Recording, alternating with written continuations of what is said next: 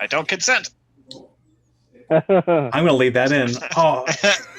Did I say it late enough? Yes. Welcome to the Rockhound Podcast. This week we have a returning guest. Go ahead and take it away. Hey everybody, I'm Jason. I have run a channel called Rockhounding Life with my 3 sons, and we're from Nova Scotia, Canada, and we do a lot of our rockhounding on the Bay of Fundy. Welcome back. It's nice to have you back. Welcome. Thanks for having me. I'm excited to have you back because I wasn't here the first time you were on. So. That was 12 episodes ago. Wow. Yeah, long time. It seems like a while ago. Yeah. And this time I won't make a spelling error when I'm going to edit. I'm going to be sure to double check this time. Yeah, I didn't even notice. What was the spelling error? Oh, Ragnar Rocks had pointed it out, and I thought it was something else, and then it was actually part of the video, so I couldn't go through there and edit. It was too late. I'm like, well, it's a part of it. Let me see if I can pull it up really quick. There's an Easter egg out there for everyone to find. Yeah, right. It could have been too noticeable. I didn't notice it. I actually didn't either. Well, then I'll let you guys all kind of check out the video and find that misspelling that I had put out there. There's a giveaway prize for someone who finds it. This is going to be a surprise. 50 pounds of obsidian from Kyle. I do not support this message. Whoever finds it first gets Kyle's entire stock of fire obsidian. No. I do not consent. I do not consent. All right. Well, if you've tuned in for the first time, welcome to the Rockhound Podcast, and then thank you so much for everybody who is tuning in for the 18th time. Is this number 18? Yeah, I'm starting to lose track. I have to keep writing it down. It's crazy. And we'd love to know where you're tuning in from. So definitely drop that in the comments and let us know if you're driving on your commute or if you're listening from across the globe. And I am Karen Britt, and I'm from Ozone Fine Art Ventures. And who do we have here? My name is Claudius, and my channel is Pokemon Pancake Art. Ooh. That's definitely already a channel, I'm sure. Place your bets. Place your bets. On some toes, man. Don't copyright strike us. I'm sorry. Wouldn't that be cool if it was a channel and they were Rockhounds, though? Oh, what a weird shout out. We would have to have them on at that point, so. Right, just because. We're probably going to do some research after this.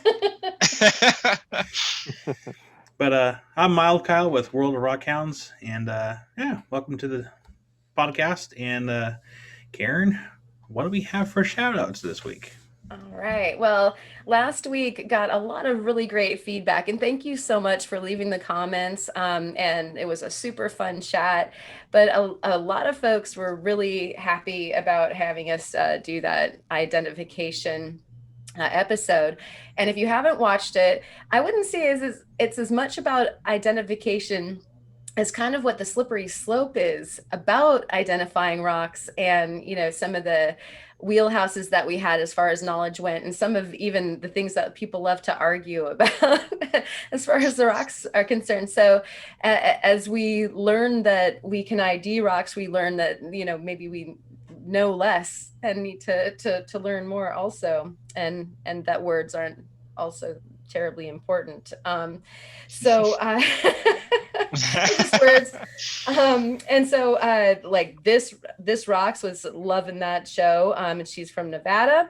And RT Bach from Maryland, loved the ID show. Sandmaker is now in the southwest corner of South Carolina. What does this guy do, man? Because I don't know, but he's somewhere different every week, and I love it. I'm here for it. And he loved the ID show, and he's watching out for the bugs in the obsidian now. So, if you don't know about the bugs, you have to watch the show and check out the title. Michelle, who tunes in every week, we love you, Michelle. She loved the ID show. Dustin needs to get a new phone so that he can join us in the chat, because he was stuck in the comments. We love you too, man. New Zealand Rocks Down Under, thanks so much for watching from all the way out there, because it's a different time. So if he's getting us live, then thanks for being so dedicated. Love the ID show. Hasao Andre again from Romania, so thanks for coming back. Jared from Washington, or currently rockhounding, really like the ID show, would like probably to be part of the next one, because he's definitely one of the ones that concurs that it's one of the most confusing things in the rockhounding world that we have to deal with. Is gotta speak all the same language, but there's some slippery guys in there. And then let's see. We had some questions like a Bears fan for life would like to know, if I have a chunk of basalt with a plain surface, what are the chances that it has Schrodinger's bugs inside? So he liked the Schrodinger's comments as well. Thank you. Bears fan for life. For good shirt idea, I'm telling you. Yeah, all right. Claude was finding the moss agates varieties interesting, because it's interesting how people might not know yet that there's different kinds of moss agate, that they can be different colors, that they come, they have different ways of showing. Like the Montana moss looks different than, say, what we have over at Maury Mountain. You've got moss over there in Nova Scotia, eh? Do you? Yeah, but the problem is on the Bay of Fundy, people have their own terminologies that go from way back. So there's a perfect example is this moss terminology. Like there's this one seam at people call moss agate, but when you look at it and you slice it, it's totally a plume agate, 100%. But people just call it moss. And if you call it anything different in any of the Facebook groups, you get totally lynched. So it's like one of those things where I'm out on the beach and I'm like, yep, there's that moss agate seam. And I do that. I keep loyal to the terminology that's been around for forever. So it's kind of weird how that works sometimes. That is an interesting conundrum. Yeah, it's the polar opposite, right, for us here. I mean, anything like that in Montana, because we're so used to Montana moss, like any more standard, like the way moss is in most other agates, all of us call it plume. Like it is plume to us because we are so used to our Montana moss agates, which are branchy, fern-shaped, black or brown patterns, not like those plumy fingers that you got going on. Exactly. Yep. I'll just do this off screen periodically. By the way, why didn't Karen and Kyle get the memo about the blue dry fit shirts? Dude, right? Yes. Like, what's up with that? Well, why didn't you guys get the memo about the black shirts? I think because of this, we just have a mental link now, Jared. Or Jason. Oh my God. I have Jared on the mind. I'm still thinking about Jared and his comment about you and Jared must have a special connection. We do. I think I'm just thinking about Jared right now because I have an egg in front of me and I'm like, you're not pumpkin spice. I promise you're not. Don't listen to talking it off the cliff. Got that anger in the head. I wonder if I can get Jared to send me a picture of just him like doing finger guns. Right. I bet we could. That's great. Okay, and so just a couple more. We have Jesse from of course all the way over there in Australia, and he loves not knowing who Jared is, or I did it. Okay, it's not just me now. We're cursed. It's like we're obliged to say his name a certain number of times for every podcast, I think. Dude, seriously, we have a Jared quota, and it's ridiculous.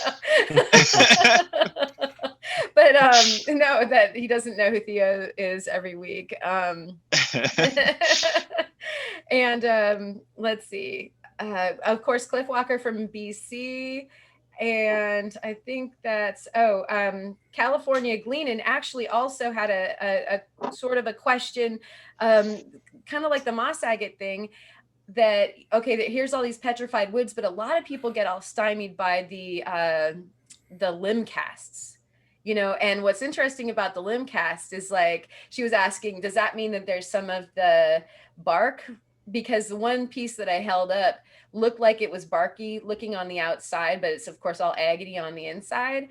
And like all the answers are yes. Like, yeah, it can have petrified wood on the outside. If it's a limb cast on the inside, then it's been cast still, or it could be completely cast. And so what I thought was interesting was the ID show definitely helped a lot of people, but at the same time, it offered up so many more questions. Like, it, you know, kind of blew I got a good example of that. Give me a second. Oh, please. Yeah. That's I can excellent. send you a picture. I brought one for show and tell one week that was my best limb cast I ever found. And it's just like little tiny pieces of petrified wood on the outside, and then the entire core is agate. So, you know, I love those things. You know, these things that we find here on the Bay of Fundy, these are what they're called. So there's two varieties. These are fossilized cycads, and you can also get fossilized conifers, but they're actually not fossils. They're limb casts. So basically limb cast just means everything organic has been hollowed out and replaced by silica. But where this is a limestone, you can see the bumpy skin. That's actually the bumpy impression of the cycad bark. That's cool. So it actually, you know, gets preserved essentially. But it's a limb cast. I mean, it's a nice big round piece, but it's a huge limb cast. So it's technically not petrified wood, I guess, but they're so cool.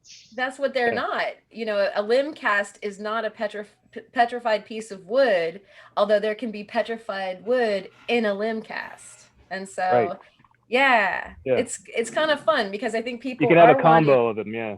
Yeah, because the rocks don't know the rules of our words at all. Right. Like, and so you have those amalgams. Did it millions of years ago, and now we have to put terminology to it.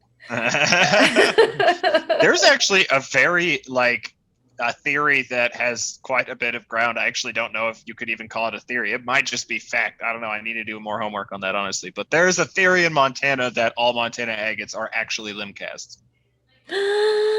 No way. And I'm not even joking. Like, seriously. And it's not the same would almost theory make about sense Devil's because Tower. You guys got so much agatized wood, right? Like we have crazy amounts of wood in Montana. Like the majority of Montana is just consistent of like beds of just forests, like probably hundreds of ancient forests across multiple time periods that were buried by all of the massive amount of volcanic activity that has happened in Montana. So yeah, I mean, you can't go anywhere in the state without finding petrified and agatized wood.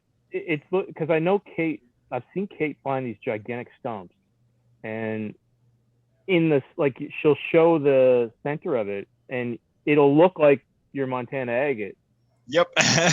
so it's like, to me, that tells me that the silica deposit was the same event as what came from your Montana agate. So that makes a lot of sense when you say they're actually the same thing. I mean, that totally makes sense to me. Without knowing the geological history of the area, I assumed that I think I asked Alex one time when I first started seeing all the petrified wood he was getting. I was like, where's that come from and how old is it? I wanted to know.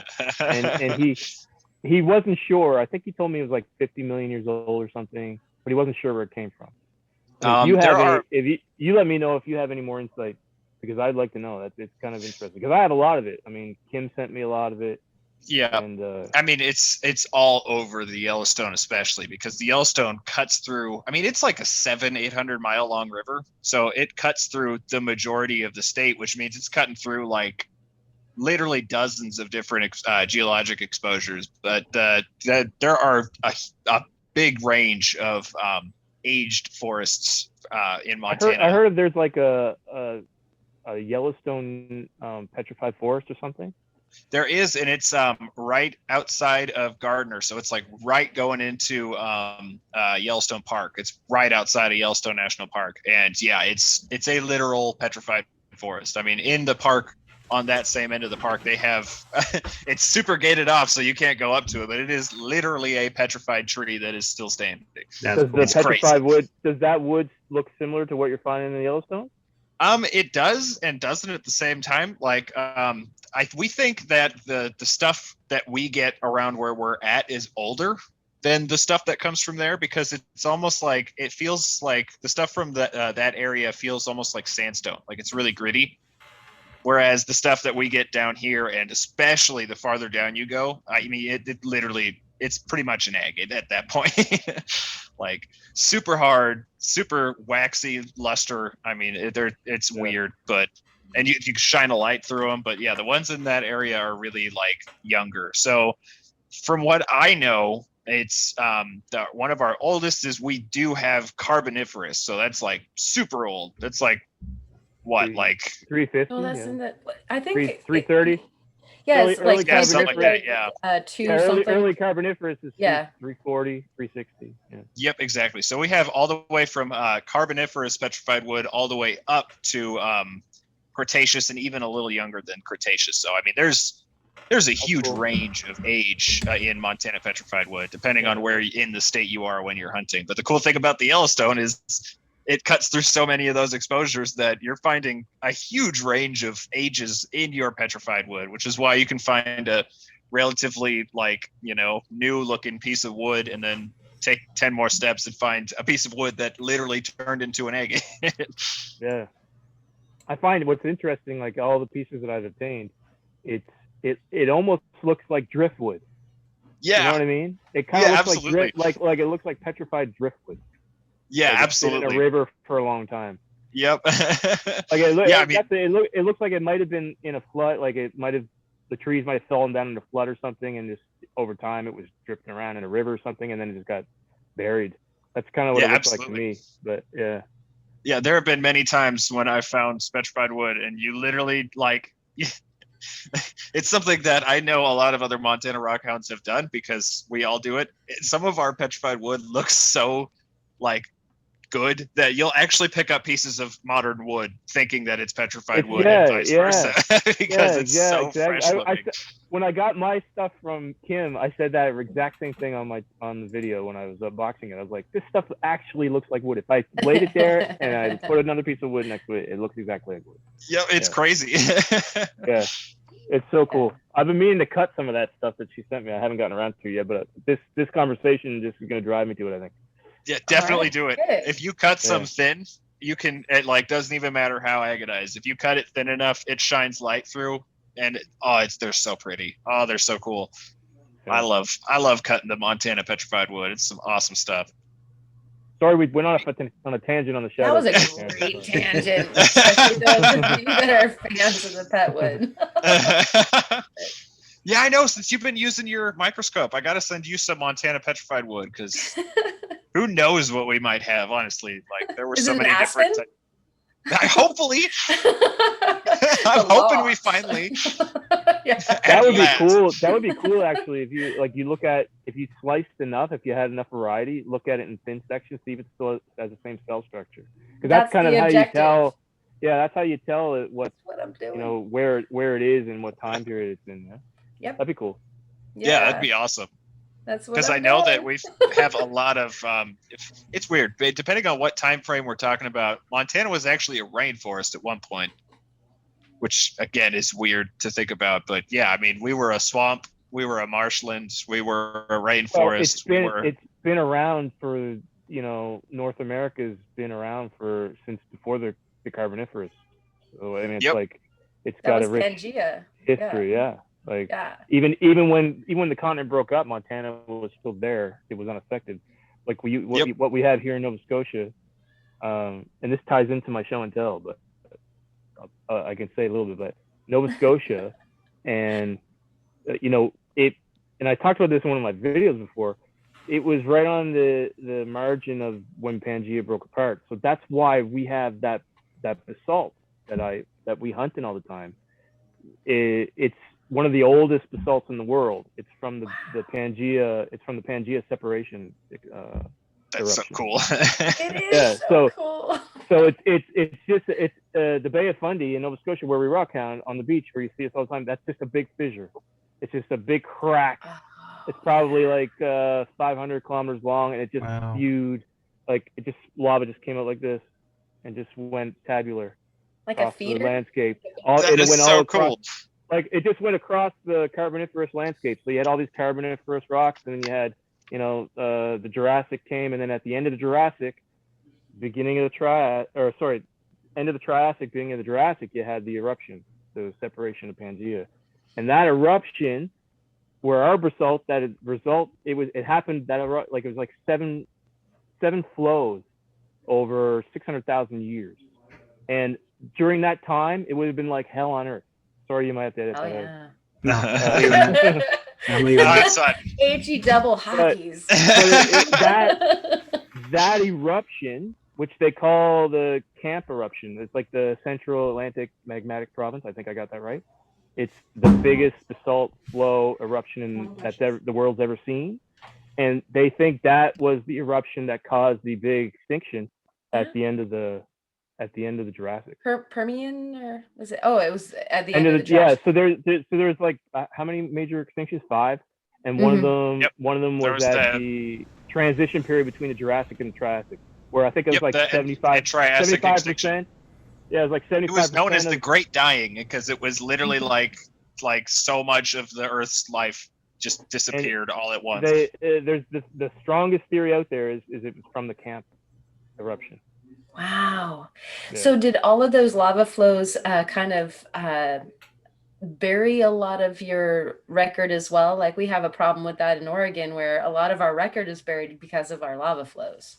It buried a lot, but also at the same time, there was quite a huge Carboniferous landscape in Nova Scotia and in Pangea at that time.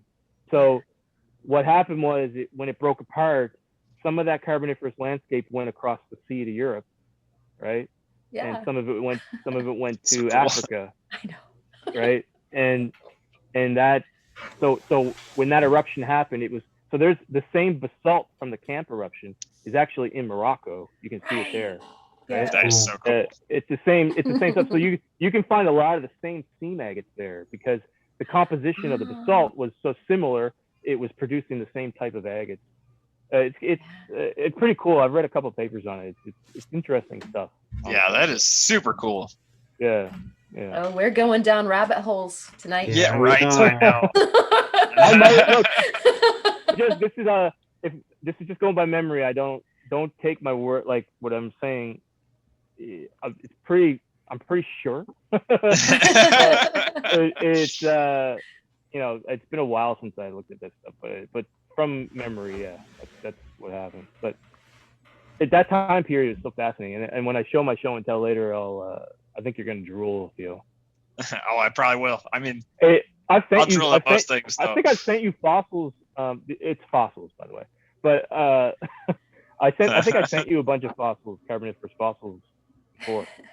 Yes, and I love them. Speaking of viewers, I swear you'll be seeing that soon. I have this huge unboxing video that I just need to get around to stitching all together. I got boxes from like 5 different people, and I recorded every single unboxing, but now I need to like record them all into like one video, and I've been so busy I have not been able to. So yeah, you will see the unboxing of that specific box. Which I also got one of those. You sent those limb casts, which I was so excited about. Those things are so cool. Yeah, I think I sent you some limb casts, but I sent you a lot of early Carboniferous fossils, and I'll tell you how. Yes. I'll tell you exactly the age of those when I get to my show and tell. But they're so cool. It's kind of cool when I tell you how rare those are. So I'll let you know when in the show. I love them. They are sitting on a very high shelf where they can be seen from everyone that walks into my shop. That's a great teaser. They're so cool. Everybody's gonna stay tuned to show. Them. Yeah, that's why I'm not saying anything, because I think I know what he's referring to. They're so awesome. Shall we go over our stuff? I'm gonna pause really quick because that's a good pausing point for me to edit. So Jared actually sent me pictures. Wait, did he? Hold on. Did he? Wait, Did we just make this a thing already? Yeah, we can make it a thing. Give me a second. Make it a thing. Let me. Wait, did he just now do this?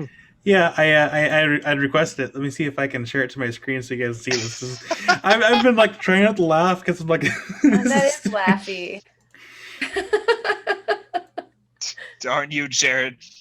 I know. Jared, who's already been mentioned 6 times. Dude, yeah. I think his ears were burning. He knew we were mentioning him. Stop it. He's like the unofficial fifth host at this point. Oh, what? Yeah, you gotta slide over. No. Oh my gosh, he did it. Is he he's like Google? He listens. Dude, right? seriously, is Jared our assigned FBI agent? Weird. Yeah, he's our CIA handler, right? I can't see anything. Slide over. So perfect. How did he do that so fast? That is unreal. No way. What is it? I can't see anything on screen. It's Jared. He sent a picture doing the finger Oh, guns. there it is. Is that his thing? Is that his thing? So no, I sent a message after Theo had said Jared's name instead of your name, and so I'm gonna put that in the very moment that happens. I mean, you have to now at this point. We're obliged by the universe. That's hilarious. Wow. I was like, man, yeah, this has to happen. I'm like, oh. You should leave it as your backdrop on your background. Right. And scoot over to the side a little bit, so he's there like that the whole rest of the podcast. I back that 100%. I know. I'm down too. I think that's good. It may be too distracting, but I would leave it. I'm probably not gonna leave it up. I'm trying. No, you got to leave it up, but you also have to slide over about 1 foot. That way, he's really in the whole podcast. Right. Oh gosh. Doing that the whole time. The whole podcast. All right. So the last question was from 406 Findings, and he's obviously from Montana. Travis. Hey. Sorry, I have to do that every time I hear. Same with Jesse. Every time anyone says Jesse, I'm like, rookie. So he offered a suggestion that we have our viewers send a pic of their favorite find or their best find, and have like a viewer show and tell. And that is a great idea. So obviously, those of you that are listening, we do have an email address that you can send your pictures to, and definitely give us a little blurb about what it is, where you found it, and how come it's your favorite, and we can go ahead and show them on the podcast for our viewer show and tell. And so in the comments there will be a link for your email address, and we can go ahead and get that rolling. But I thought that was a great idea. What do you think, fellas? That is an awesome idea. No, it's a great idea. It's not just a good idea, it's a great idea. It is. It is. I concur. For those that might be driving and have impeccable memory, our email is rockhoundroundtable@gmail.com, all one word. And yeah, just to have really good pictures. Trying to use lighters for size comparisons if you can. Because they have small lighters, and they have big lighters too. Yeah, they do. So, yeah. If you want your rocks to look smaller, I guess. So yeah, try to have really good high resolution pictures, so you can be sure to show your picture in all its entirety. For even a caliper would work too. You have something that actually shows you what the thing is. Yeah, that's always nice, or a penny or whatever. But yeah, that's a good point, Kyle. Is not only a good picture and why you like it, but it's always lovely to know where it's from and how big it is, and so have a reference. Yeah, That will help us out greatly. Yeah, so just get us those pictures, and we'll try to include that in the next podcast. So not only will we'll have our show and tell, but we'll have your show and tell as well. But going on from that, let's go ahead and go into how everyone's week was, and we're also going to include projects in if you guys have any projects going on to help save a little bit of time. So, Jason, how was your weekend? Do you have any projects for us? Well, our week was pretty good. We did a video.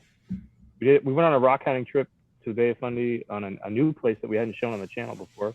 Ooh. Excuse me. And we got some sea maggots from there, and just showing like the kind of the variety of all the sea maggots across the Bay of Fundy. And that video came out today, actually. And it's like what we call a jelly sea maggot, and it's like basically like a blue and burgundy and red kind of color chalcedony in a seam. So that video came out today, and for projects, we're just doing. Well, I'm doing my. I mentioned this previously. I'm doing my Makers Challenge project kind of as we're going for next year. So I've got that on the go. I do not want to be a last minute guy and not have that done. So I've got my idea. I'm doing it. I'm working on it continuously, collecting rocks as we're out. So that's always in the back. Awesome. Always in the back of my mind. So doing that, and other than that, yeah, we're just just regular.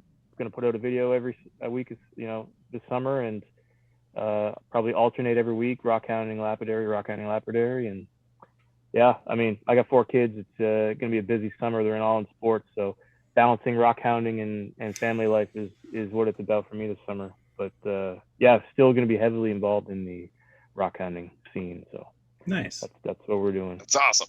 But I will say I had a crappy part of my week, man. My fridge died. Oh, And I'll tell you. Oh no! I'll tell you. Here are the 2 things or 3 things that you can take for granted in your house if it dies: your fridge, your dryer, and your washer.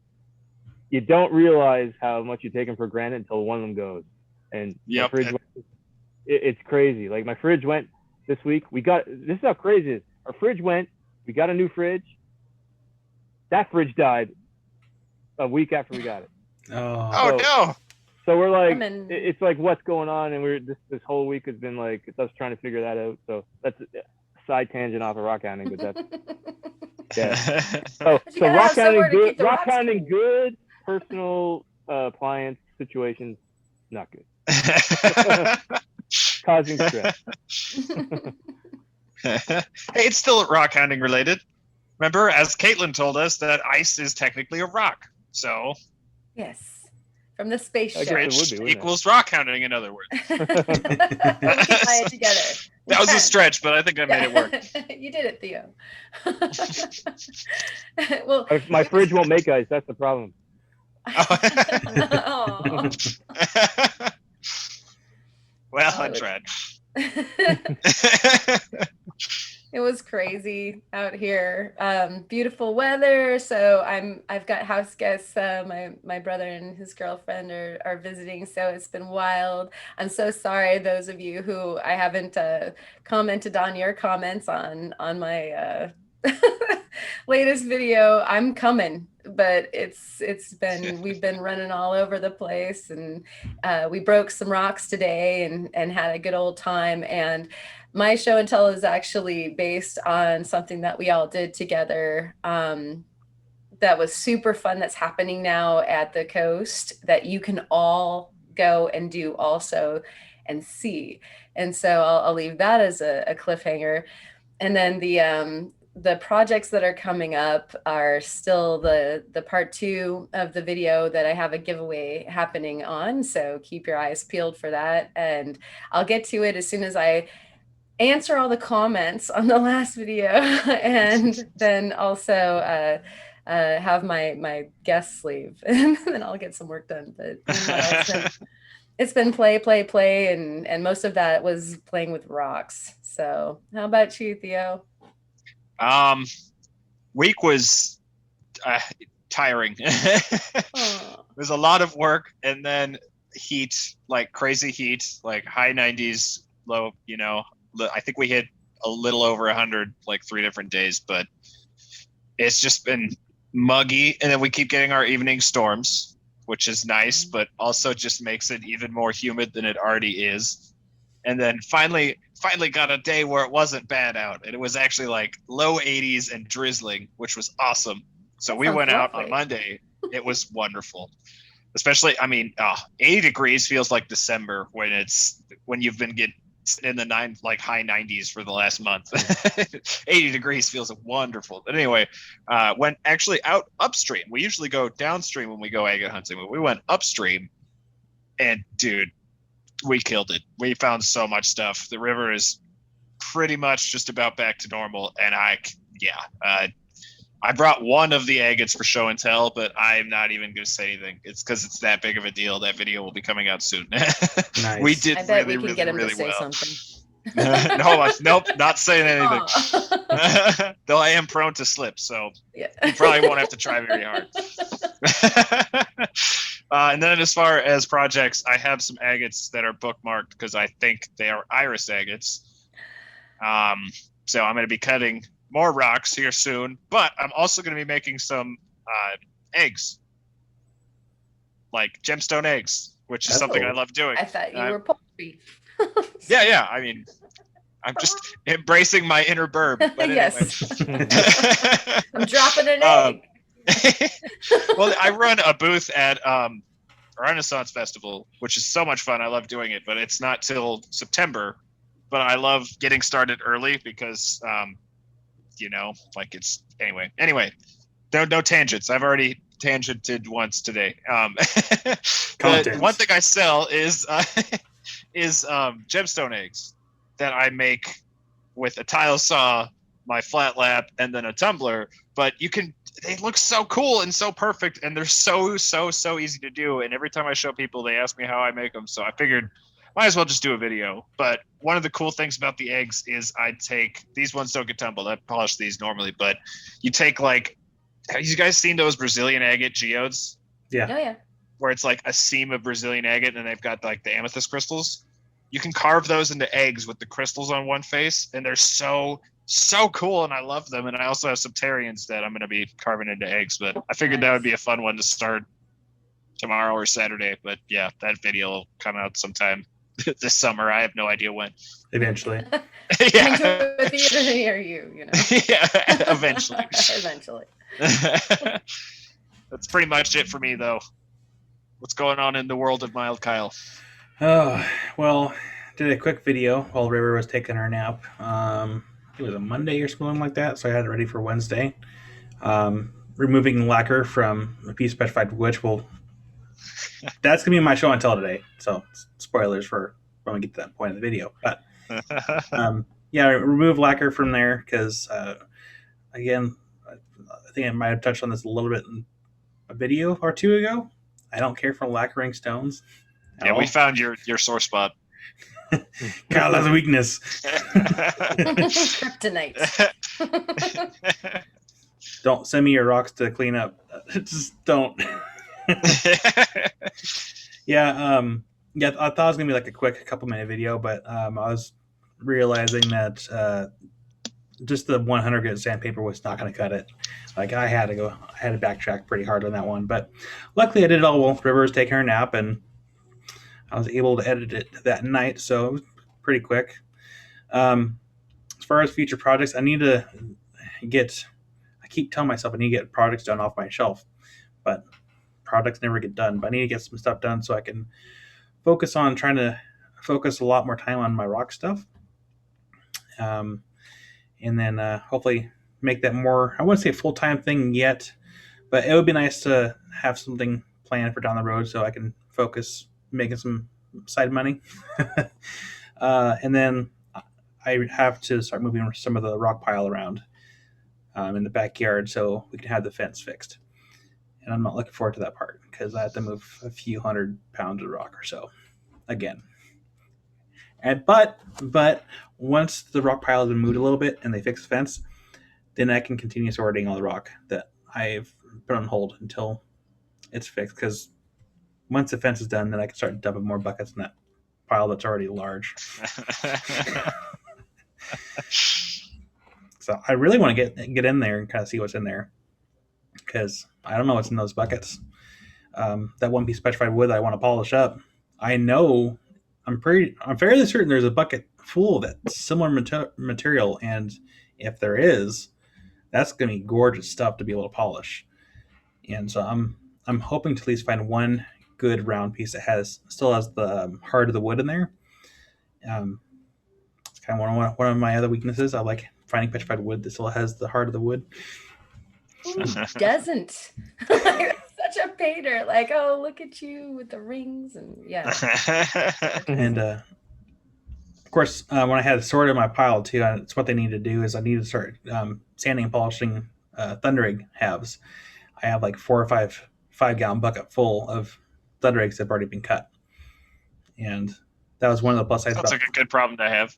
Oh, it really is, because it saves me a lot of time. Because if you look at a saw that's auto fed and you're not cutting everything by hand, that's 10-12 minutes depending on the size of the egg. So several 5-gallon bucket full of our stuff that's already cut. Yeah, I'm fine with that. Yeah, that's pretty much my kind of the gist of my week and some projects. And yeah, I feel like I was going to say something else. Oh yeah, by the way, we have a couple congratulations here today. First one, Karen, congratulations on 600 subscribers. Woo! You did it. Thank you. I just hear yays off camera. And then Jason, you recently got to 2,500 subscribers on your channel. Woo! Yeah, it was a couple weeks ago. Yeah. Nice. Yeah, very, very happy. Was unexpected.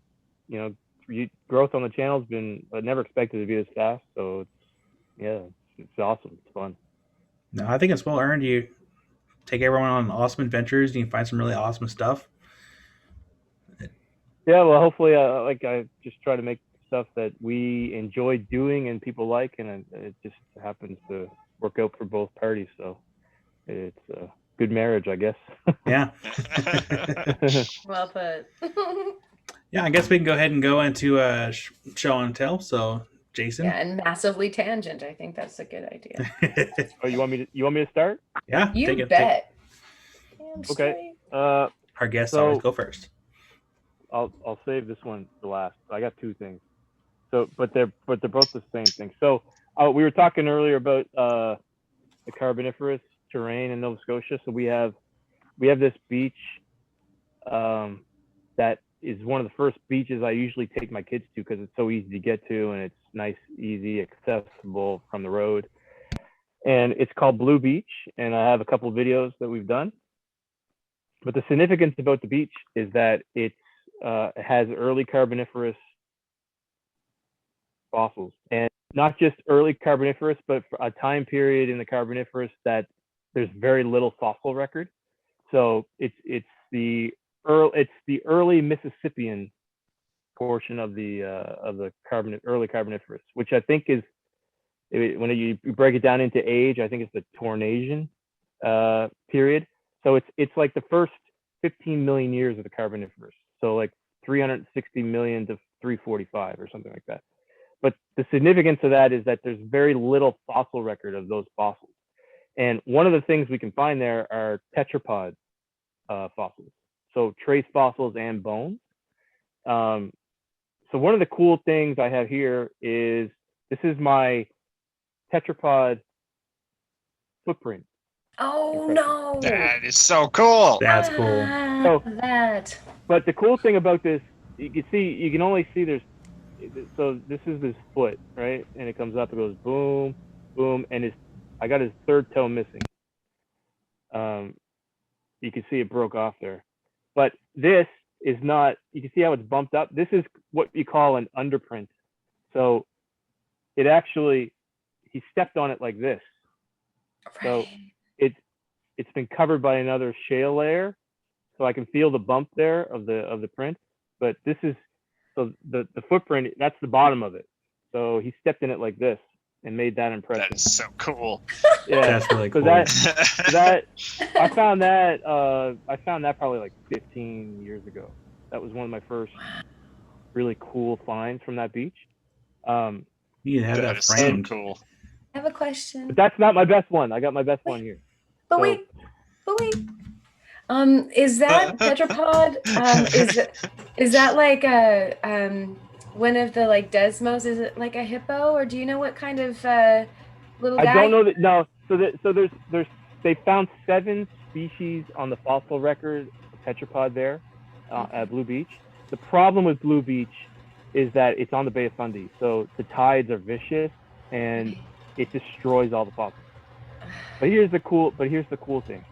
The Blue Beach was one of the first locations on record of having these Tornasian early Carboniferous fossils from what they call it's more well known as Romer's Gap, because there's a scientist named, I forget his last name's Romer, and he's the one that kind of identified this fossil period. But the really, really cool thing is that, and it goes back to what we were talking about Pangea. So in the early Carboniferous, Pangea was together, and Nova Scotia happened to be neighboring Scotland when Pangea was connected. So the Carboniferous terrain was kind of split in half and sent to Europe. They found the exact same fossil record period in Scotland at a location on the west coast, and it basically lines up where Nova Scotia was, and they find very intact fossils of these tetrapods. So Wow. we have the trace fossils and they have the actual fossils. That is so we cool. have the other footprints from that one, you know. That's really cool. But this is my prized possession. And before I go in any more of this, I found this at the same time I found the footprint, and there's the different variety of tetrapods. So there's like 3-fingered tetrapods. There's if nobody knows what a tetrapod is, tetrapod basically means like 4 limbs. So it's essentially, it's what we evolved from. We evolved from tetrapods, the first mammals or first animals that walked on land from being fish, basically. And a lot of their bone structure, like their wrist bones and things like that, are very similar to our wrist bones today. So it's just they're an important species to look at when you're talking about evolution of the human species, whatever, blah blah blah. Anyway, the cool thing about this is that I've had this before I show it. I've had this looked at from a couple of colleagues that are more into this field, and they're split. So I think I know what it is. I have a couple of guys that agree with me, but the most reputable guy, who is the curator of our local history museum, doesn't think it is. And he's the guy I trust the most. So, but he says it's possible. He just doesn't think it is. He thinks it's something else, and I'll tell you what it is. But I believe this is a tetrapod limb, fossilized bone. Oh no! Whoa, That's cool. Gosh, dude, yeah, that's crazy, dude. And it's not there's a species of tetrapod that they have yet to find any bones of on the record, and it's like a lizard, and it had like dinosaur claws. And when I look at that, like, it looks like a claw, and there's a piece here. I don't know if I can get it on the camera, but there's a piece here. It almost looks like the tip broke off, and it's if you can see it, there. This is like a little claw right here. Yeah. That is so crazy. Oh man. Anyway, and you can see, like, you can even see what I think is like bone structure. Yeah. Yeah, that's totally looking so like bone cool. structure to me. So, yeah. So I think it's a tetrapod limb.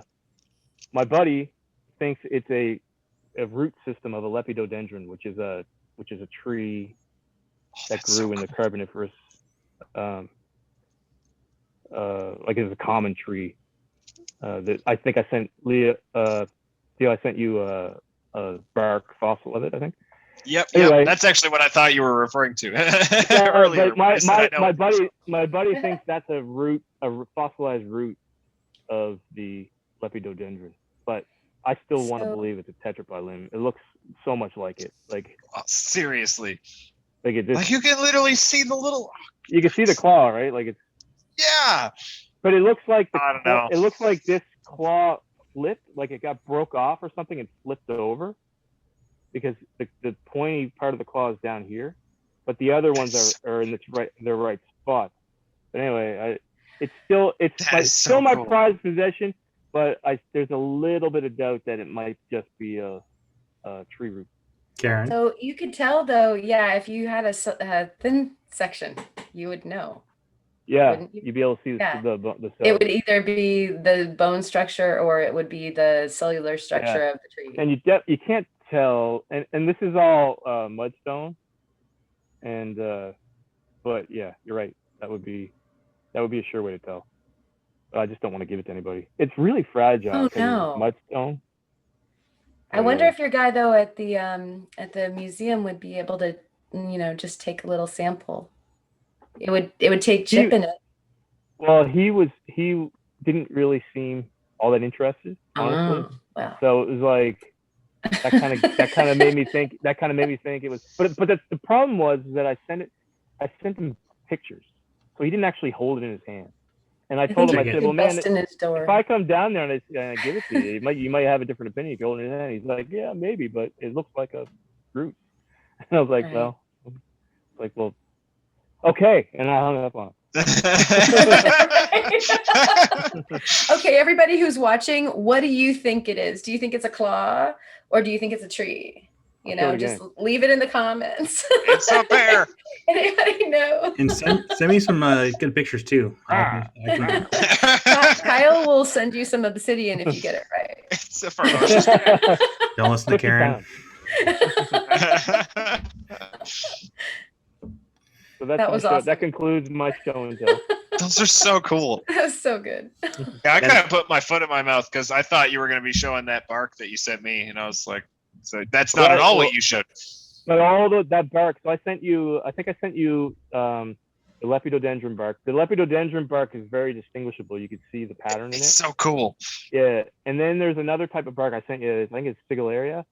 The long striated one. So, they're so cool. Yeah, those are the typical fauna you would have found, flora that you would have found at that location in the Carboniferous at that time. But it's just that beach is littered with trace fossils and fossils like that, and it's such a cool beach to go to. You're putting Nova Scotia on my bucket list. Is that the tree fern? I'll tell you, man. Nova Scotia's. One of the reasons why I'm doing this channel is to kind of try to open the door to the world of what Nova Scotia has to offer to, like, in the rockhounding community, because it's crazy. Like, we especially where we live, like we live literally an hour from all these places. Like we don't travel more than an hour and 15, hour and 20 minutes to get to our places that we go rockhound, right? We can get sea maggots in an hour and a half. We can get fossils from the Carboniferous in an hour and a half. I can go to a mine site and do the till rockhounding. It's like it's a really unique. It's a unique geological place, and it's pretty fortunate we live here for sure. It's like Montana, honestly. Yeah, it's really like that. Like Montana's like you can go to the Yellowstone River, you find so much variety of things. It's the same. It's the same here. It's the exact same. Yeah, I think that's why I love the same kind of variety.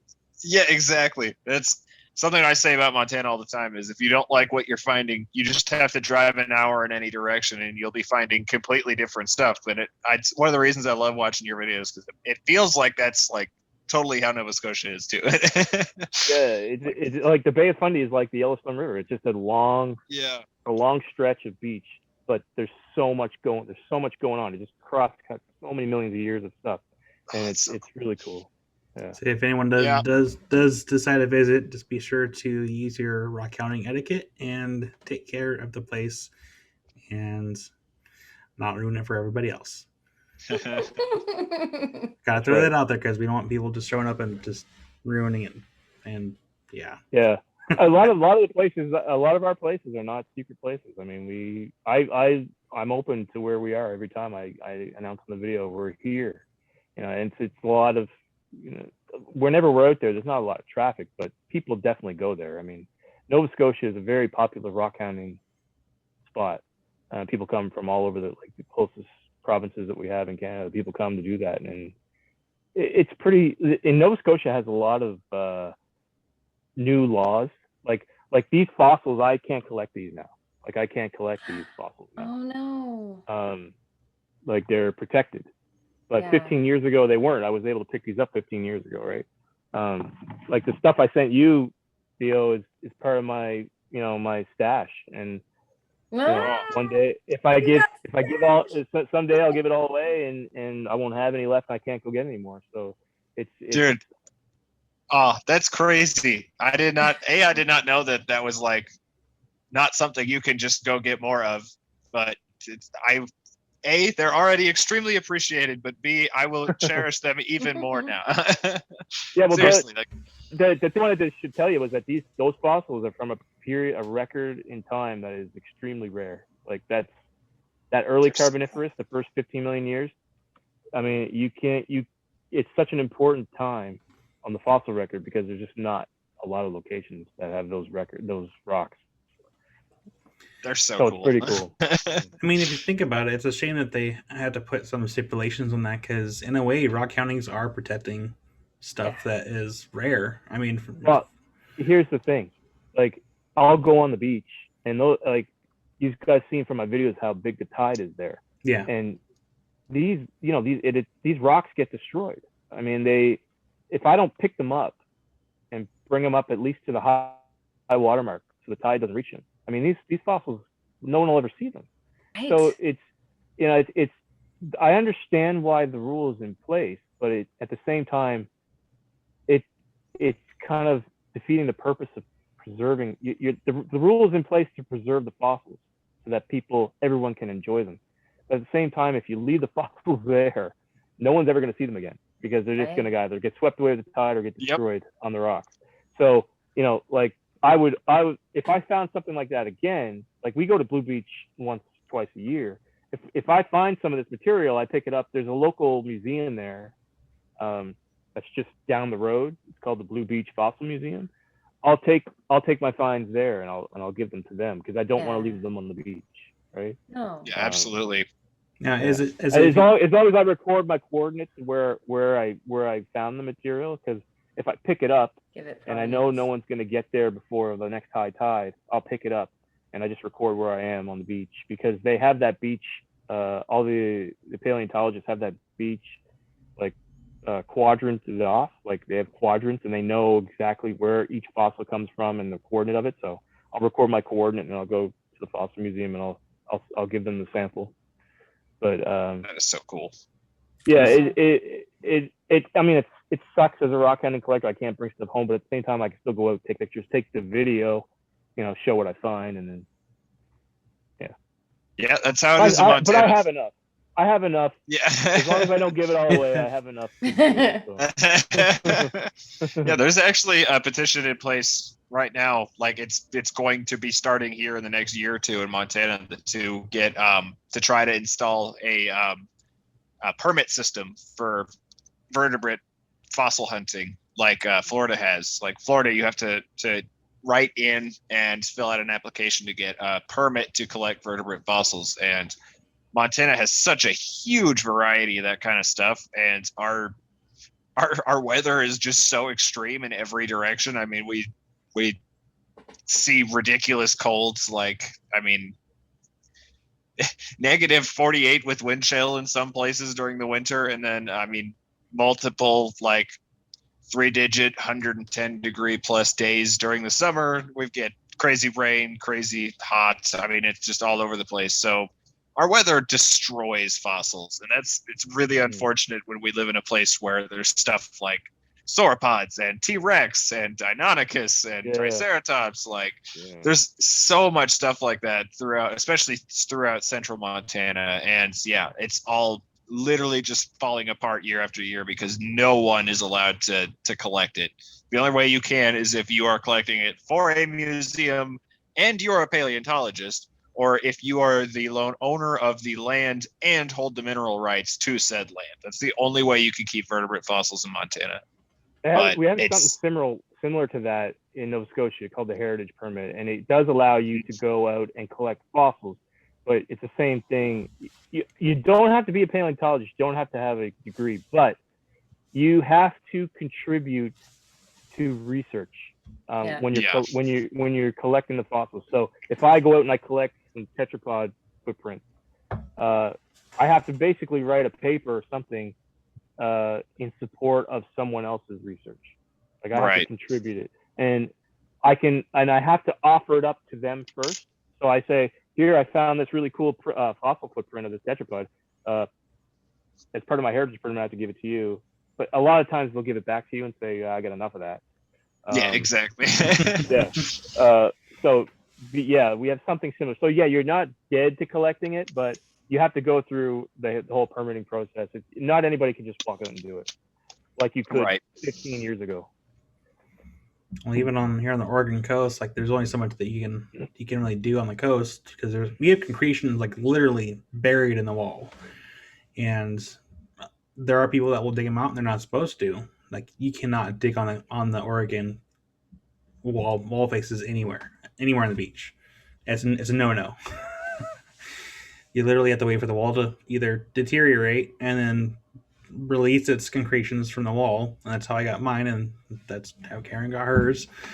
I mean, they're there. He's got to look for them, but it's a shame. I mean, I get it. You know, especially here on our side, the entire coastline is breaking away pretty quick, and they don't want people to help and make it worse.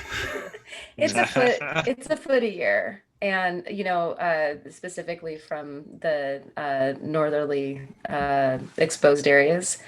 And you can get a permit to use tools on the beach. And so there are people just like these other programs that you guys are talking about, where if you are a scientist or you're working on something, then you can get a permit to go ahead and use your tools on the beach. And otherwise you do need to wait, but we're allowed to take them because of the same reasons also that you just talked about, both of you, Theo and Jason, is that fossil is headed into the ocean and that thing's going to get macerated and turned into sand. And so if we want that mammal skull, if we want that, great piece of vertebrae or what have you, that kind of put together all these beautiful animals that, you might have found something that nobody else has found yet.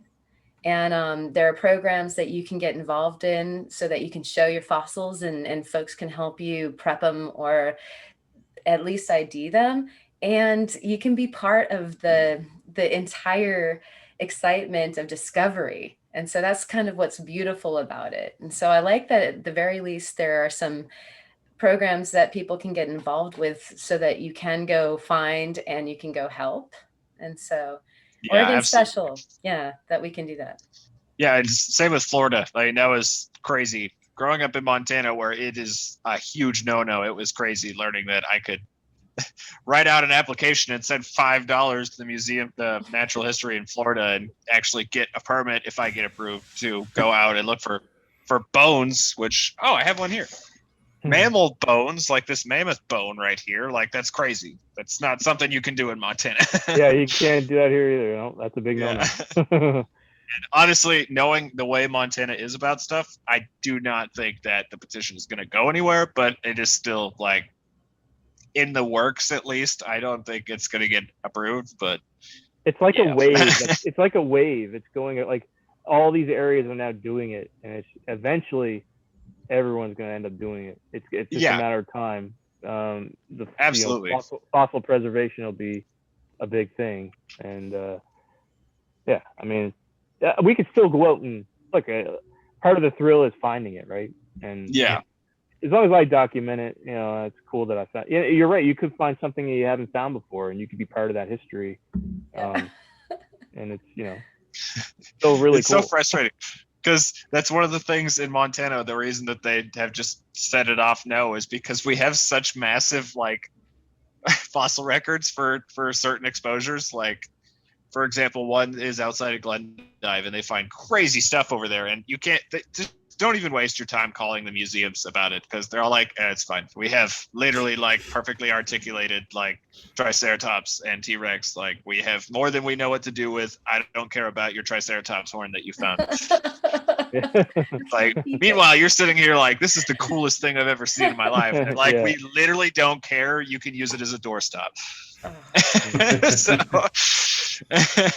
there are so many digs in Montana that we have such a huge record that the museums are like, we got too much to work with right now. So don't even bother calling us. We're not going to go get it unless it's something ridiculous. Karen, which sucks. Which again is why it's like, sorry. This is my last thing. I said I wouldn't go on any more tangents, but here I am going on more tangents.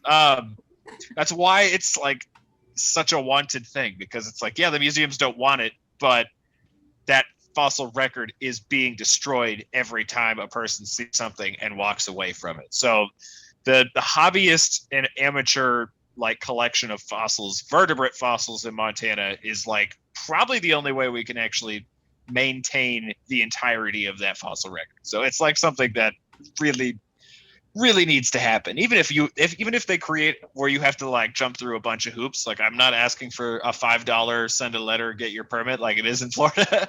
Like, they can make it super hard to do, but they need to do something, because there's fossils, prime fossils getting destroyed every single year in Montana.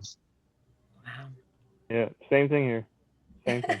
We're gonna have the Save the Fossils Foundation, like right? Come on, guys.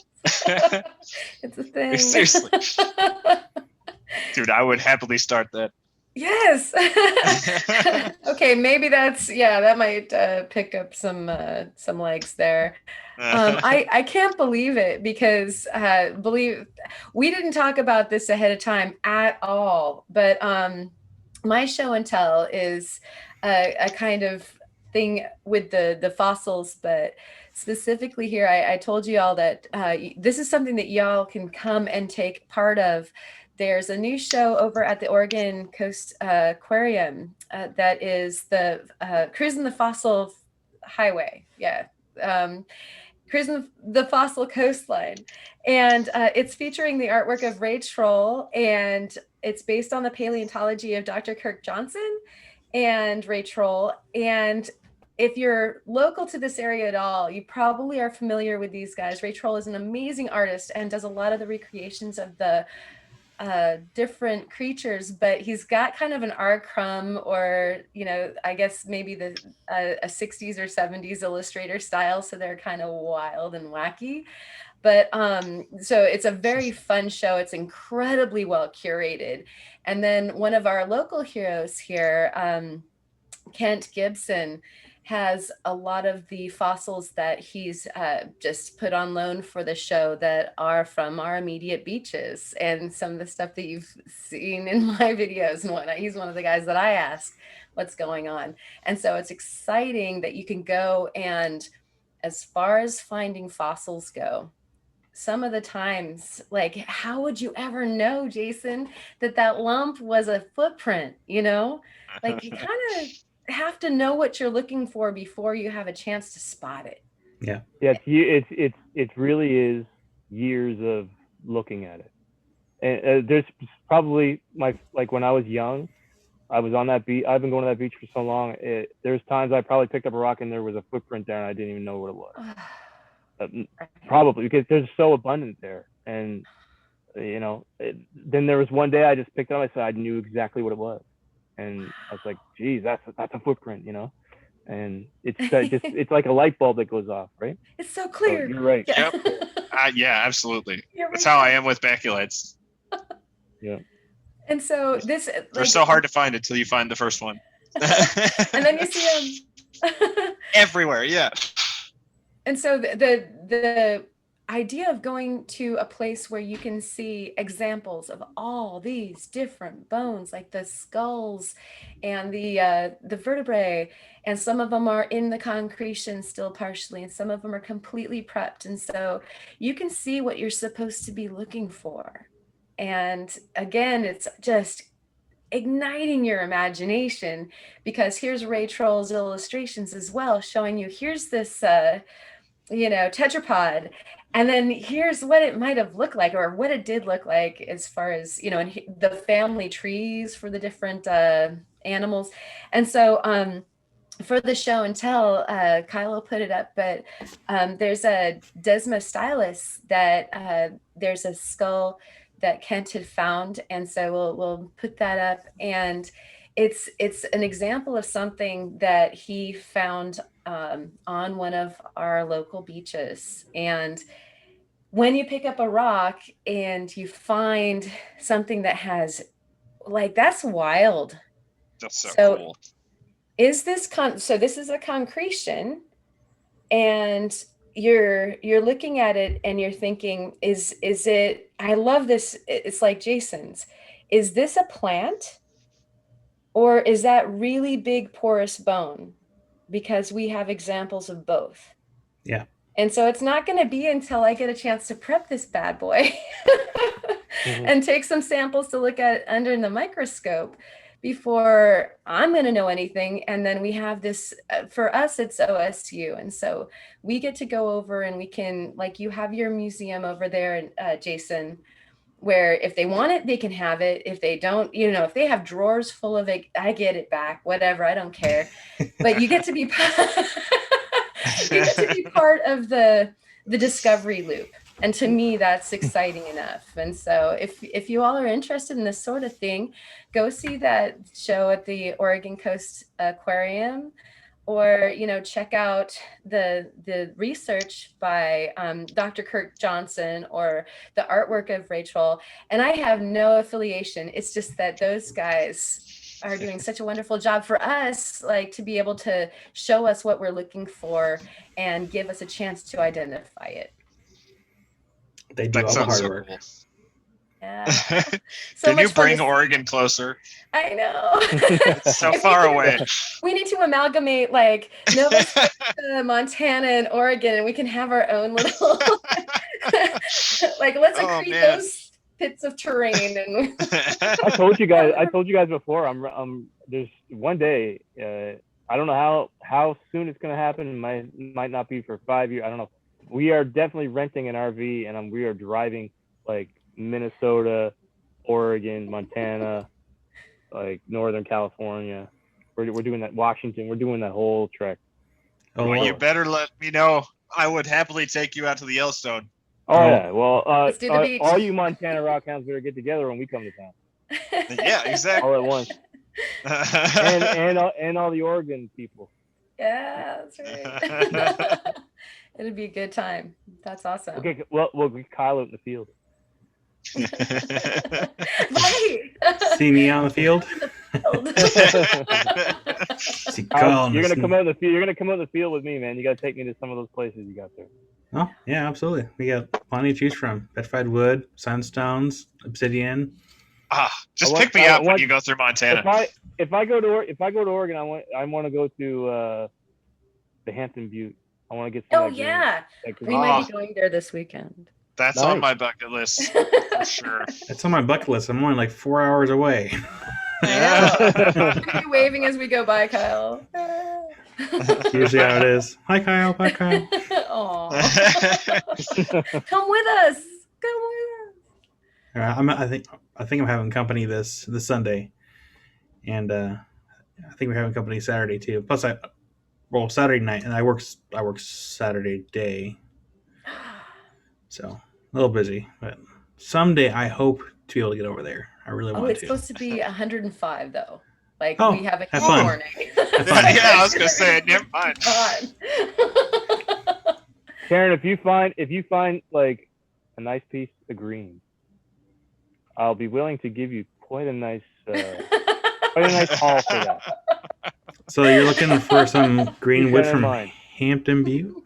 Oh, it sounds like Kyle might have your back already, but yeah, I'll take that up as well.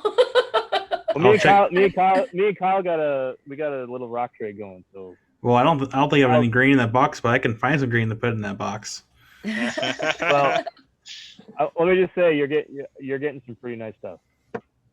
I will see if I can match that. I can't wait for those unboxings. That's going to be good. That sounds like a duel. You guys take 20 paces, turn around, and check your dog. I might have to throw some extras in there now.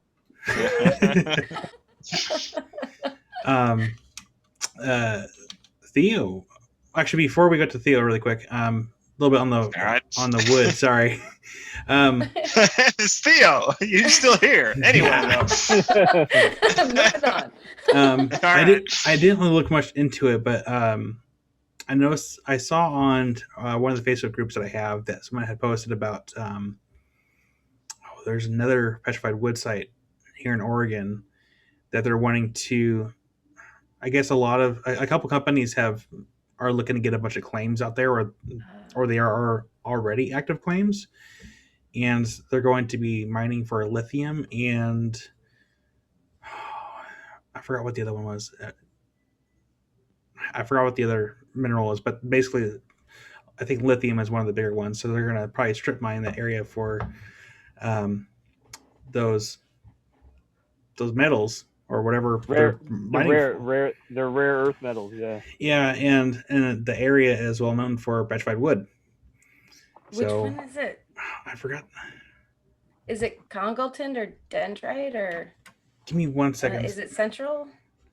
I'm trying to think of all the good, like those are kind of more limcast. It was towards the Nevada border, and I'm spacing the name of it, and I'm sure someone's probably yelling at me through their screen right now. It's not McDermott, is it? Yes. No! They can't close McDermott. I'll have to. Oh my god! I'll try to find that post. Please don't. Maybe we're going to McDermott this weekend. I'm pretty sure it was McDermott they were talking about. There was I think a couple companies that had bought up like a few hundred claims, and someone had went out there and they saw claim markers just like, or not claim markers. I think there's like markers where they're surveying just everywhere. And I'm thinking to myself, oh, that's really going to suck because I haven't been there yet and I want to go, but it's going to suck if they're going to turn it into a strip mine for, those type of metals for batteries. And that's the last thing that Oregon really needs is a, huge strip mine. So Gary Green comes from the McDermott area, and that's the other green wood that you'd be looking for, I think, Jason. So Hampton Butte and the Gary Green from McDermott. Like those are the two green spots. Gary Green. Oregon. Yeah, I heard the Gary Green stuff is like super rare. That's because that was like, it was named after a certain claim. That guy sold the claim and now it's under a different market name. And so that stuff is like super expensive in the secondary market, right? Like super. Yes, it is. I might y'all out there that has the Gary Green. It's like Yellow Cat in Arizona. I might have to double check my pile. I might have Gary Green too in that pile. If you've got some Gary Green, then yeah, it's like literally green. It's worth green. Yeah, it's worth some green. Yeah. Okay. So, anyways, thanks for the bad news. I feel like such an observer right now because I don't know either of those sides, so I'm just like, nope. Oh, this is why I think it's important for people that are active in the rock county community to kind of keep your eyes and ears open for stuff like that might be happening, and then try to petition it if you can, just because this hobby might not be around forever, and for if you have like large companies like that are going to come in and do what they want to do basically and kick people out, I mean, who knows? Maybe they won't, I don't know, but like here in Oregon, we have the timber company that has pretty much plucked what they wanted and kicked people out, put up gates. I think there's probably money to be had if they really wanted to. My thought on this, hear me out. for the timber companies that do buy up the land and they kick people out and they don't want people like hunting or rock hounding on where the timber's at, they could easily sell rock hounding licenses like they do for hunting licenses, and it's just extra money in their pocket. I mean, yeah, sure, it's gonna suck for people that would want to buy a permit to look for rocks, but hey, if it's an area where there's cool rocks at, if you're spending, I don't know how much a hunting license is for like people that hunt, game. It's like $20 to $30, depending on what you're hunting for a deer in Montana. Yeah, I mean, what's it gonna hurt? It's like 30, I think. Yeah, I mean that's just my thought on it. I mean, I'm sure people might not have the same thought process, but hey, it's better than nothing at all. I mean, I know there's an area for sorry, you guys don't know Oregon that well, but there's an area past Brownsville, up some roads where you can find nodules in a road cut. We had a guy come to the shops like, hey, I got this 5-gallon bucket full of these nodules that we pull out of this road, but it's timber property. You can't go up there. Yeah, and he works the bust. I think he worked for the timber company, so he's. I mean, he literally has the keys to go wherever he wants. I'm in the wrong trade. You can work for the timber company. I can go wherever I want. What kind of nodules were they? They were, I wouldn't say thunder eggs. I mean, they were very round like thunder eggs, but they didn't have a whole lot of material on the inside of it. It's very the agate centers are pretty sparse. So it's like mostly they're scarce. Right, I like that word better. Scarce. But no, I mean they were really cool to see, and there might be more potential like where they come from. Maybe there might be some more nodules in there that have like voids or like bigger agate cores. But I don't know. For me, there's cool possibilities in there if they are really interested about making money. Yeah, that's all I'm saying about that. But so sorry about that. My own little tangent there. So Theo, what is your show and tell? Well, for one, I am still here. Hi, Theo. I haven't left. So this is show and tell number 1. This is a big agate, and I forgot my flashlight, so I'd show you how much it glows, but I can't. So it's a picture for a man. Sorry. Yeah, I'll send you. Are you editing this tonight? Always.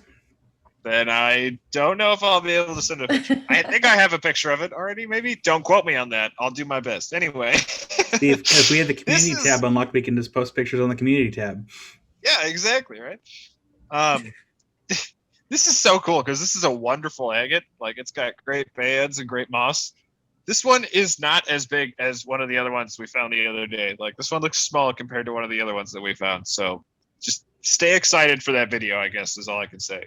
Boy. We're going to be cutting this one very soon. Oh, it's so pretty. Sorry, I'm getting distracted. Is that one that got banding in the middle? Is it got banding in it? Or is it one of the, like, yeah?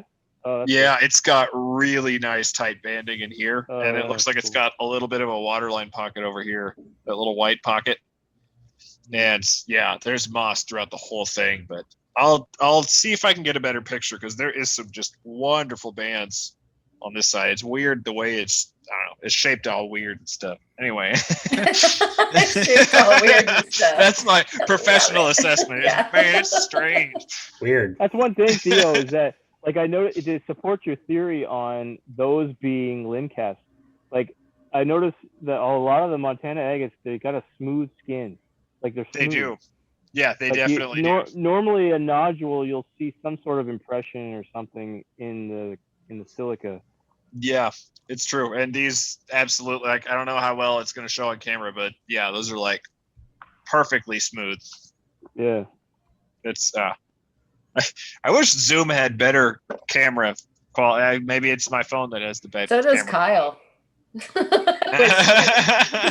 Better like quality. Are you saying that my camera is actually good?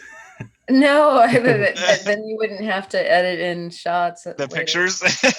Oh, yeah, yes and no. It's kind of nice to be able to go in there and kind of add the photos in.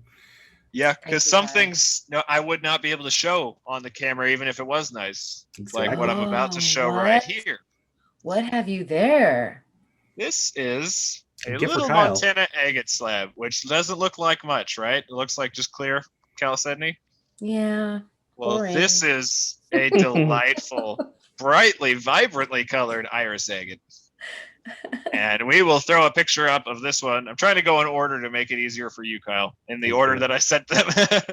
So this is a very nice iris agate. And again, you can see why, as far as like cabbing and cutting, mostly cabbing, I guess I should say. The ones that are usually nice iris agates are ones that you would not want to make into jewelry because it just looks like a clearish agate. You don't really see those bands unless you're up close. So a lot of people ask me why I go after the clearer agates instead of the mossy ones. It's like, dude, I'm hunting for these specifically. Which one? I'm trying to remember what order I went in. This one would be next. Like this, you will not believe the color on this thing. I'm so sad that I can't show you guys on frame, but this little agate How cute. is ridiculous. Like it has some of the most vibrant iris I've ever seen. Oh, it's crazy. Oh, we can see it right now. Yeah, you can see it on the screen. It's amazing. Wow. The power of editing. And here's another one. Which again, these don't really look like anything special. Oh wait, yeah, Oh the my light just gosh. caught that one. Are they special? They're Nice. wonderful. And then this is the last one. If I can get it wiped off. I'm sorry, I've been fidgeting with them literally this whole time. So they have fingerprints all over them. Oh, that's a This big one one. has a nice little Yeah. quartz top. Yeah, this is a good one. And I have another slab from this same rock that's like that long, What? but I forgot where I put it. It's at the I shop can see- somewhere. I can see the banding on that one. I can Yeah. see it. Yeah, it's this at the bottom, right? Yeah, and it's actually Yeah. got even more all the way up to the quartz pocket. But funny enough, it looks like the main banding is down here when you look Yeah. at it. The strongest. Wow, that never happens. I have gesturing tools right here. Sorry, Alexis, I'm messing with your stuff. I'm breaking one of her bobby pins so that I can have a gesturing tool. Oh, how It's cute. fine. A There we go. bobby Okay. pin. Or is that what they're called? I don't know what they're called. I guess, Uh, yeah. uh, Yeah, that what- looks like a bobby pin. This is a bobby pin. That is a bobby pin. Okay. Well, I ruined one of them for her, so. That's okay. It looks like down here is where all You the do it banding for is. Science. Yes, this is really important. It goes all the way up to the quartz seam, but funny enough, it's actually the exact reverse where the color density is. So like there's a big Oh. band touching the quartz and then it ends right about here. And that's like just one solid color bar, and then the color slowly fades as it gets down to like here. Wow. And they're so cool. Like I said, Jason, I will send you pictures so you're not just like, what is he showing? Because I show both of them have seen it, but you have not. So I want you in on the loop. Everyone else is looking. So at how the screen. big was that agate originally to get that? This one was probably like a third the size of this one. A Really? little smaller than this one, probably. Yeah. Like So you these just keep I cutting cut on a slab toss and slab. You just keep slabbing it until you see something. Do you know what parallax banding is? Shadow banding? Yeah. Well, we have shadow agates here. Yeah. Yeah. Okay. So shadow banding and parallax banding are like a really, really strong sign in Montana agates for iris. Like if you see Okay. shadow banding, it means that if you go way thinner, you might be able to get some iris out of that. Like so it may be hard to demonstrate. Let me see if I can do it. Trying to show just how thin these slabs are. Like if I Yeah. get this, Notice that. Yeah. they Like a are millimeter. yeah, like they are paper thin. This Yeah. is a really thin one, and that's probably why it shows the color so well. But yeah, if you get a normal slab, which this one's just super vibrant, so I was able to get a little thicker. Wow, out of yeah, this. that's a fatty. Mm. That is a fat iris agate. Yeah. You should never like they should never be that thick. When you get them to this thickness, should be able to start to see that shimmer from the shadow banding.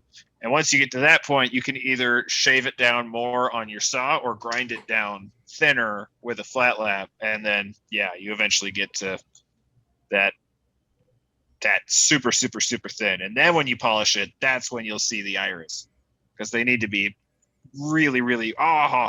Sorry, I just it caught the light from my phone and it just like completely flared. Oh my gosh, I love these things. Now, is there any way to make a pendant for that, but have the pendant be LED from the back and then just have it just shine? The weird thing about iris is it's really picky about the light. Like it can't be too strong, but it can't be too weak. Tones, like certain light tones, will completely drown out the color. So you could make a piece of jewelry out of it if you made it open back, but even then you'd still have to lift it up and hold it like up to a light source. Like one of the reasons it's so hard to get video of is that it just hates LED for some reason. Like incandescents are really, really good for showing iris, but LEDs for some reason, there's something about the tone of the light that makes it just really hard to catch that color unless it's a really, really good iris like this big one.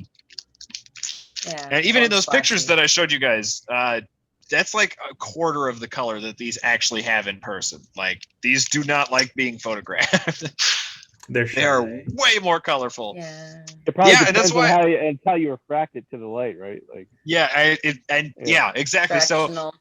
it doesn't just matter how you're holding, at what angle you're holding the stone on both axes. It also it matters what angle you're holding the light at. Because if you just go like, if this is the slab, you can't just bring your flashlight straight on it like that. It has to be like down and at an up angle. Mhm. Like it's so frustrating to get video and pictures of iris. But on that note, I do have an iris agate video coming out soon, and it has taken a long time because it tries my patience every time I try to record and things. You've got a full like rainbow, like opalescent rainbow in front of you, and then you get it on camera and it just looks white. Oh, yeah, that's frustrating. Yeah, it's really infuriating. You'll get it. Yeah, I think we're almost done at this point. I finally figured out a better way to do it. Oh, good. I guess that leaves me, huh? Well, my show and tell, I don't have with me. I have empty hands, but I do have the power of editing. So, earlier this week, I am sending a box of rocks to a couple people. One of which is for Dustin Finds Rocks. I decided to send him a box of rocks. And one of the rocks I wanted to send him was a piece of petrified wood, a nice little round piece, but it was covered in lacquer. And me being me, I'm not just going to send him a lacquered piece that's not polished. So decided to fix it. So if you can see here, this is the piece that has been covered in lacquer, and this is what it looks like after it's been polished. And the difference is huge. And of course, our co-hosts right now are probably just looking at me because like I don't have any pictures. It's magical. I don't understand what's happening. Yeah. Fob's a wizard. But it was really cool to be able to see the difference between the before I had sanded and polished it and after. Like I had no idea that color and the rings were that visible from the lacquer, because some lacquers will yellow, they'll dull out, and whatever. I don't know how long ago this was even touched with whatever they use, but it just didn't look good. And it's one of the reasons why I have a personal vendetta against lacquer and anything clear coat. I mean, again, saying to each their own. If you want a lacquer stone, by all means, have at it. But don't ask me to fix it. I mean, why didn't you just get a squirt bottle with some acetone? I don't like using harsh chemicals. I only have. I know a lot of people use like iron out and was it hydrochloric acid? Yeah, muriatic. I don't have any of that here at home. I try to limit my chemical usage. We just use Dawn dish soap and cats. Now you're making me feel bad because I have all that stuff in my shop. Yeah. I mean, muriatic is a daily usage thing for me. Yeah, acetone is really. I use iron oak. I use iron oak for sure. and sometimes vinegar, but I don't use muriatic acid. Yeah, I like vinegar Um, on salad. well, for me, like, I wouldn't mind doing a video on like how to use it, and for me using it the first time since I've never used it really before. But for me, it's having to hold on to it until I can properly dispose of it, because we do have a recycling company that comes to do hazardous waste removal 4 times a year. Are you talking about muriatic or acetone? Because you can deactivate muriatic acid. Any of it. I mean, when we If you first just pour in baking soda, you deactivate the acid, and it's basically just salt water at that point. Oh, well, either way, when we first went in, there's a bunch of chemicals. Acetone, yes, there's a different story with acetone, but no, there's a bunch of chemicals in the house when we first moved in, and like, I don't like having to really hold on to a lot of that kind of stuff. You know, especially now when we have a daughter. I mean, she's not going to get in the covers anytime soon. But and on top of that, if I'm starting to teach classes, I don't want to have to worry about keeping an MSDS sheet for anything. No, I totally know what you mean. Yeah, so trying to keep it simple. I don't have toddlers running around my shop, so I'm good there. Yeah, no, I'm trying to keep things as simple as I possibly can, so I don't have to worry about any kind of possible liabilities or potential issues. I mean, but the weird thing is, I do have like a huge bottle of mercury. So it's like, it's like I don't have having bad chemicals, but I do have a bottle of mercury. Like no big deal. I do have a bottle of lethal metals. Yeah, Quicksilver. But no, that's up and out of the way, so it's not in the view or reach of anybody except for myself. Because again, that's a bad liability. But that's such a life as that's life of being a collector. You collect things, just not bottles of other bad chemicals, but poisonous metals. No big deal. But yeah, that was sorry. No, go ahead. I was gonna say I guess I just think of it as so normal because my rock shop is only half of what we do at the shop. The other half is guitar work, repair, and building from scratch, which means we do a lot of finish work, which means we need that kind of stuff in the shop like at all times pretty much. So just walking over to the bench and grabbing lacquer thinner is just a normal day at work for me. But I should probably just acknowledge the fact that normal people probably don't have immediate access to lacquer thinner. Right. But no, that was pretty much my show and tell. Nothing too exciting. Nothing super exciting anyway. But that pretty much ends show and tell, and we can get into words of wisdom. And Jason, do you have any words of wisdom for our amazing followers? Sure. Yeah. I'll do a little. I think before I did a YouTube thing, but this time I'll do rockhounding thing. So for anybody that's out there that's a beginner or new to rockhounding, you may find yourself getting frustrated. Maybe try like the stuff that we find in our videos. Sometimes people come in, oh geez, I wish I could find a lot of stuff like that. You're so lucky, and well, it's and Theo probably can relate to this because he rocks in a similar kind of terrain I do, where I'm looking at rocks, like it's just a lot of rocks, right? So yep, one of the things I like to do is I like to, like, if I'm getting skunked on a day and I'm not finding a lot of things, what I'll do is I'll just stop, I'll kneel down, and I'll just look 360 around me, and 99 times out of 100 I'll find something if I do that. It's just a thing that if you just take your time, because a lot of times you're just walking and you're looking down and you're walking. Sometimes you're walking at a slow pace, sometimes you're walking at a fast pace. It depends on if you might feel rushed and you're kind of like at a distance from what you're looking at. I find if you get down close and you just look around and you're just taking your time, slowly looking at a small area, you're guaranteed to find something. And I use that technique all the time, and I teach that to my kids. My sons used to get frustrated all the time because I used to find all the rocks, and they would just so I just tell them, I say, look, take your time, focus your eyes on one small area, get down low, look, and they find, if you see my videos, like when we go to some, they find some of the best rocks usually of the day, because they're they've honed their rock hounding technique. They know what they're looking for, and they know kind of how to slow it down and look for things that way. So that would be my advice: is just don't get, if you feel like you're getting skunked and you're in an area where people have found things, just take your time. You're gonna find something. It's rock hounding is not one of those things that, sometimes it is luck, yes, but a lot of times it's just knowing what you're looking for and just getting the skills. And there is skill to it, I believe, and it's that would be my advice: is to slow down, take it slow, concentrate on a smaller area, and you're gonna find something for sure.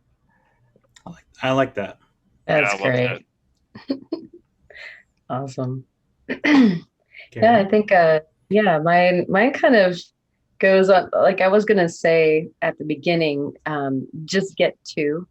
Like every single time you ever get something, like you order your food or whatever, you like a lot of times you feel like you should have just gotten two. So your spouse might eat yours, and so you need another one, because that they have like that order envy or whatever. But so I'm that was like one of them. But actually, sometimes there's more to see inside, I think was the more accurate one for me. And specifically, like once again, we were cracking stones outside. And when I'm talking about the cracking, like if you feel like you want to see inside of something and you don't feel like sawing it, or you want to make tumbler material, you can crack it with like a sledgehammer. And that's actually really fun. And so, my brother's girlfriend, dear friend, she like brought some of her finds that she had found here the last trip along with her, so that she could crack some of them open and we could kind of look at some of her finds together. And some of them had been from I think wait for so thunder eggs, and then some of them were some pieces of obsidian and stuff. And I was like, oh, if only we had Kyle eyes and we could just look inside with X-ray eyes and know if there was any fire or something special that but if you don't, then you can crack it open. And what I thought was really exciting, I loved watching through her, that when she was cracking them open, she was finding that like all these rocks she thought she knew had all these fun and wonderful things inside. And that's, I think, one of the reasons why a lot of people like the cutting videos, when you saw something open, of course, a nodule or a thunder egg, you're revealing this incredible world inside. And so something that you thought you might not know, because there's more inside. Yep. And I think that's one of the most exciting things about what we do. So it's my words of wisdom. Sometimes there's more inside. I like that. And get two. Yeah. You start with one, you'll end with two. On a follow-up on the take two, I'll take 2 Gary Greens, please. Okay. Good. I'll see what I can find. All right. I guess my words of wisdom would be, if you're going to do a podcast and your friends are going to talk about Gary Green, you should ask them before the podcast starts what the heck that is, so you don't look like an idiot just sitting there like, what's happening? Just do what my great grandma did. Just smile and nod. Yeah, that's pretty much what you watched that entire section. Like, Gary, who are you? Who's Gary? Gary Green, is that a Dr. Seuss character? Yeah. He ate pink eggs and like hamburger. Good way of avoiding a copyright slap right there. Yeah. Right? That was we call that a swerve. Yeah. Honestly, I feel unprepared this week, which I feel like I've said the last like 3 weeks in a row, because I've not been coming up with good, I think 2 weeks ago, was it? I just plugged another channel that we aren't affiliated with last week. I said everyone, or no, last week was good. Never mind. I don't know. They just kind of blend the together calendar. after a while. Yeah, I mean, yeah.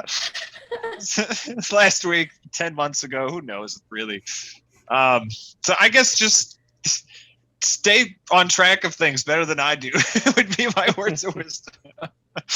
Or just don't be as hard on yourself. Oh, there you go. Because that's something I do a lot. Yeah. I like that one. Yeah. I could use it myself. I swear I'll have a better one next week. I'll actually think, and like, as I tell myself every podcast, at the end of every podcast, it's like, all right, you have an entire week to come up with something good. And then right before we press record on the podcast, I'm like, crap, I didn't think of anything. Well, to be fair, like 2 hours before the podcast, like I had a brief moment forgetting that it was Thursday. Like, I thought it was Wednesday still. Too.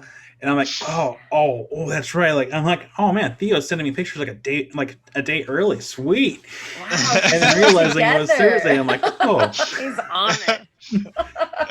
That's a rare thing. And to be fair, also, you remembered from last week that you were supposed to bring Iris Agate this week. And so, you had promised all the viewers from last week that you were going to do it, and you did. Mm-hmm. So that's awfully wise. I am surprised that I did.